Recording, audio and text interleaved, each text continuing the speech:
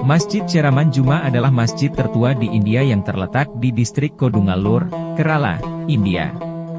Masjid ini telah berdiri sejak tahun 629 Masehi, saat Nabi Muhammad SAW masih hidup. Masjid ini dibangun oleh Malik bin Dinar, salah seorang penyebar agama Islam pertama di India, yang datang dari Arab.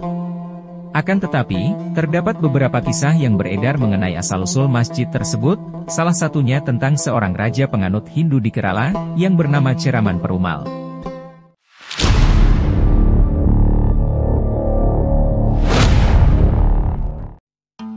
Cheraman Perumal atau Raja Chera dikisahkan pernah melihat keajaiban bulan terbelah dua dalam mimpinya. Telah diketahui oleh umat muslim, fenomena bulan terbelah dua merupakan mukjizat Nabi Muhammad SAW. Banyak orang dari dalam dan luar jazirah Arab telah menyaksikannya. Raja Chera pun tercengang dengan apa yang ada dalam mimpinya dan mencari jawaban dari para peramal istana, tetapi ia gagal mendapatkan jawaban yang meyakinkan.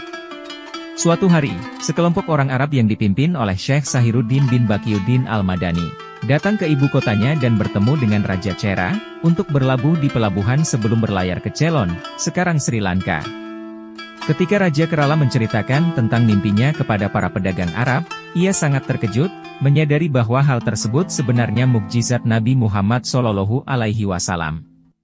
Setelah mendapat penjelasan dari Syekh Al-Madani dan meyakininya, Raja Chera membagi kerajaannya menjadi 3 bagian. Ia menunjuk putra dan keponakannya, untuk memerintah setiap provinsi, dan memutuskan untuk memeluk Islam, setelah bertemu dengan Nabi Muhammad SAW.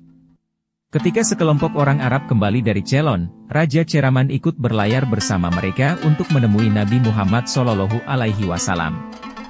Konon, Raja Cheraman bertemu dengan Nabi SAW ketika mereka tiba di Syarmula. Pertemuan tersebut bahkan telah disebut dalam hadits oleh Imam Bukhari dan Abu Sa'id Al-Khudri. Hadits tersebut menerangkan, seorang raja dari India memberi Rasulullah sebotol acar yang mengandung jahe. Nabi membagikannya di antara para sahabatnya. Saya juga menerima sepotong untuk dimakan.